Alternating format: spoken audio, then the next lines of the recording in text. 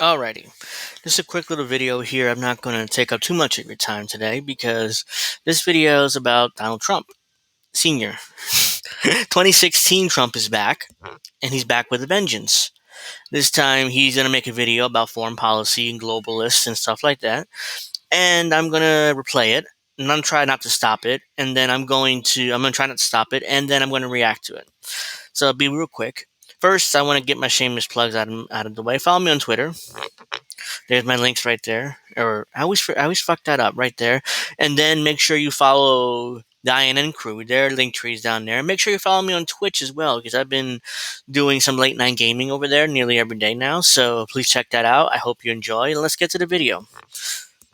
Let's get rid of this Twitter stuff though first, and then let's get to the video. I should have probably had this set up, but I didn't.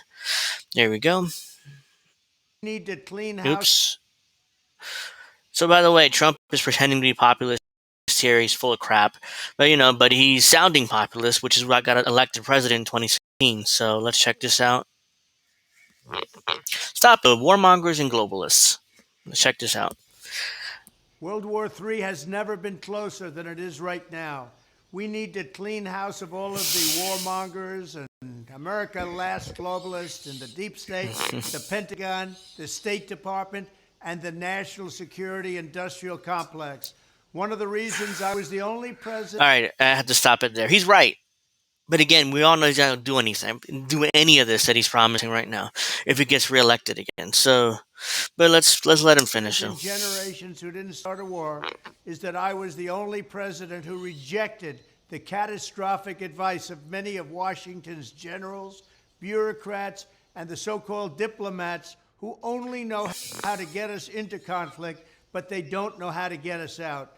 For decades, we've had the very same people, such as Victoria Nuland and many others just like her, obsessed with pushing Ukraine toward NATO, not to mention the State Department support for uprisings in Ukraine. These people have been seeking confrontation for a long time, much like the case in Iraq and other parts of the world, and now we're teetering on the brink of World War III. And a lot of people don't see it, but I see it, and I've been right about a lot of things. They all say... I'm sorry, I had to stop that. He's not wrong. I mean, where is he wrong there? But it's just, a lot of people don't see it, but I see it. I saw it, and I warned people. It's like, it's just funny. Right about all everything. right, let's keep going. None of this excuses in any way the outrageous and horrible invasion of Ukraine 1 year ago, which would have never happened if I was your president, not even a little chance. But it does mean that here in America, we need to get rid of the corrupt globalist establishment. See, I'm stopping it, but I have to. I don't know if that's true, because towards the end of his administration, he had a lot of warmongers, a lot of neocons in his administration.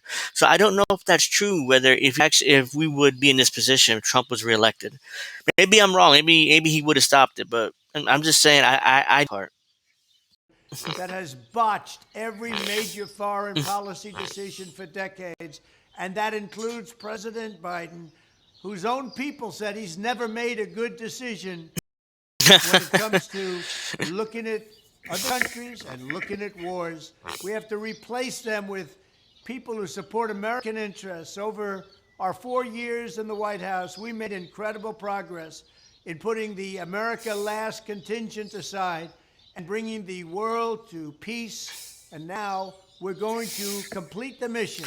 Except when I continue the 7 wars that I inherited from Obama. But other than that, yeah, other than that, everything he says is true. The State Department, Pentagon, and national security establishment will be a very different place by the end of my administration. In fact, just into my administration, it'll be a very different place, and it'll get things done, just like I did 4 years ago. We never had it so good. We'll also stop the lobbyists and the big defense contractors from going in and pushing our senior military and national security officials toward conflict, only to reward them when they retire with lucrative, getting paid millions and millions of dollars. Take a look at the globalist warmonger donors backing our opponents. That's because they're candidates of war. I am the president who delivers peace, and it's peace through strength. There was a reason we had no conflict. There was a reason we didn't get into wars, because other countries respected us. I entirely built, all right from the beginning, rebuilt our military. It's a big reason for that. They didn't want to mess around with the United States, and now they're laughing at us. We could end the Ukraine conflict in 24 hours with the right leadership. At the end of my next 4 years, the warmongers and frauds and failures in the senior ranks of our government will all be gone, and we will have a new group of competent national security officials who believe in defending America's vital interests above all else. Thank you very much. Hmm.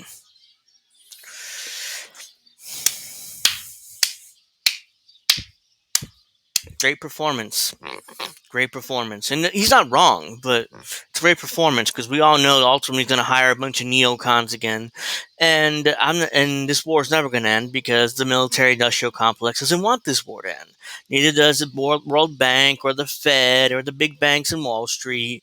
None of these people want these war. None of the powerful elite want this war to end. So yeah, it's a great performance. He sounds like a lefty. He sounds like not interventionist. Sorry, a pacifist lefty. You know, like a lot of online leftists sound like. That's what he sounds like right now. But we all know he's full of shit because ultimately these wars are going to continue. Will he get us out of Ukraine? Probably. But other than that, a lot of the Middle Eastern wars will continue.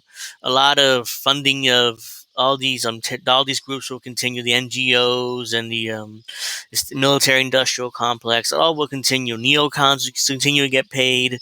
The former generals continue going to defense contractors getting paid. None of that will change. So Trump gave a great performance, but ultimately not gonna really do much. All right, well, that'll do it for this video. I have nothing much else to say. All right, I can go in 10 minutes, probably rambling on and make no sense. Hope you guys enjoyed the video. Please give me a like. Please subscribe to the channel. I'm almost at 170, so that's kind of exciting. Give me a like, subscribe, comment, and I hope you guys enjoyed. Peace out.